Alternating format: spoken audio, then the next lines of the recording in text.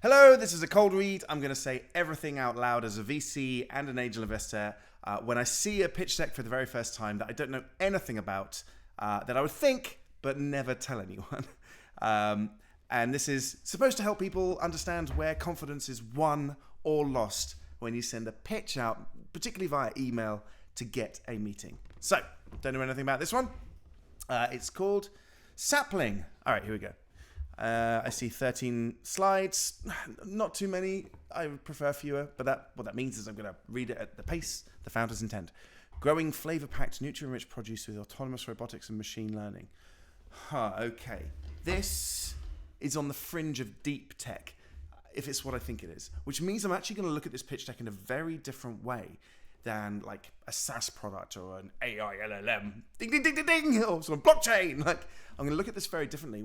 When something is on the bleeding edge of science being transitioned into technology, you have to give it a certain level of forgiveness and patience. So what you really want to see is how well they've translated academia into hardcore early stage prototype technologies. That's what you really want to see. And then who are the team? How much have they raised? How much are they going to raise? Most other things don't really care. So, vertical farming is still, yeah, that's true. Vertical farming is energy intensive and manual labor is a lot. Absolutely true. It's a bit too many words. I don't want to read so many words. Give me some pictures. Fully automated modular vertical farming platform addresses these challenges. How? Okay, you have an MVP built. App for deep tech, totally fine. Waiting list, but then again, deep tech, got to be patient. Access to 260 billion market. Well, yeah, you're making food, mate. Team, okay, cool. All right, that's a summary. Oh, it's a summary. I didn't even see that was a summary. I thought this was like first slide. Okay. Problem, 91% of consumers indicate they care about the amount of fresh produce they eat.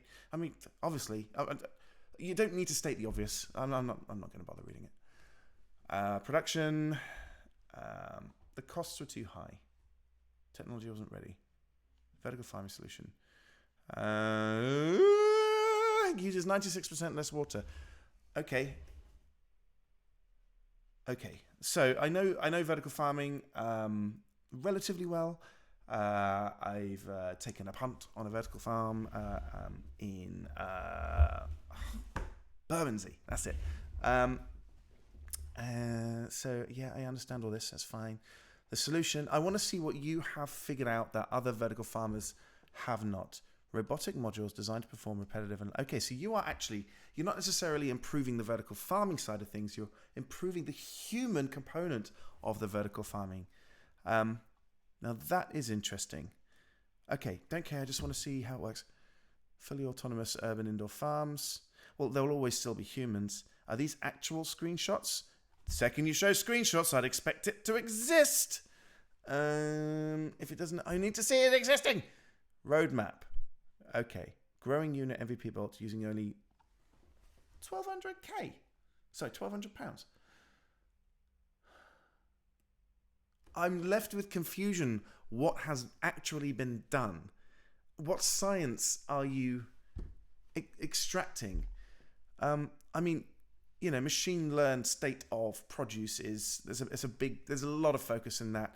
Surprisingly not where I live. Reading, God bless its soul, it's the most boring place in the world to live. But Reading is one of the homes of vertical farming and science and machine learning as it comes to food and produce. So the university here, this is their bread and butter. This is what they're amazing at, and they've got one of the best robotics centers in the world outside of the likes of MIT and Imperial. Yeah, like, I want to see what academia you are pulling out and turning into tech. What makes this difference? Because right now it just sounds like the concept. It doesn't really sound like anything else. I don't care about customers. People buy food. Don't care. Don't care. Don't show this, please. You don't need to show this. This is what happens in diligence. This kind of thing. So one of the reasons I don't like putting these kinds of slides in, like maybe a graph. If you don't need to, if you're a deep tech company, You don't need to put revenue stuff, in my opinion, for deep tech, because most people who have experience investing in deep tech just understand patience is required. It is the translation of academia into hardcore early foundational technology. And so long as the market is big, and you can say that that transition of academia to tech unlocks something that no one else has yet unlocked, cool, they'd have a go. But they just want to see how you've translated that science into technology, and I don't see anything here. It just looks like I don't know, it looks like an MBA. Frankly, it looks like an MBA project, and this means that I am going to stop focusing on the tech, and I'm only going to focus on the numbers, because this will tell me how you're going to spend money. Like, for example, rent. Why would I give a fuck?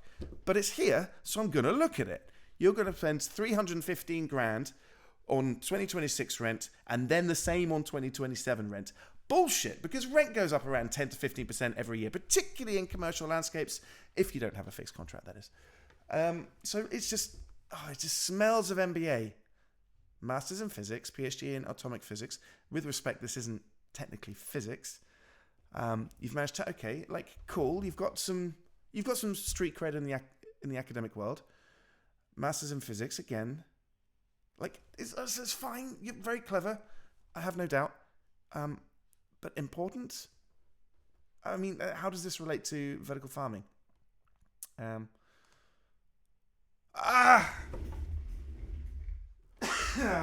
it. What do I really think? I have to process. What do I really think? If they can translate... No, I wouldn't take the meeting. I would reply, though. I would reply and say, sorry, you're too early. I don't quite understand what you have invented. It sounds like a wonderful idea. Good luck with it. Keep me up to date at a future round, but I'm not in for this one. That is almost certainly what I would say. In fact, it is what I'm saying, because if they can translate some kind of robotics technology to replace the human side of vertical farming, I would be interested.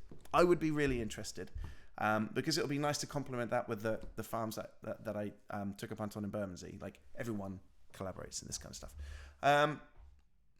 No meeting, but I would reply, wishing them luck, looking forward to being kept up to date. That's my cold read.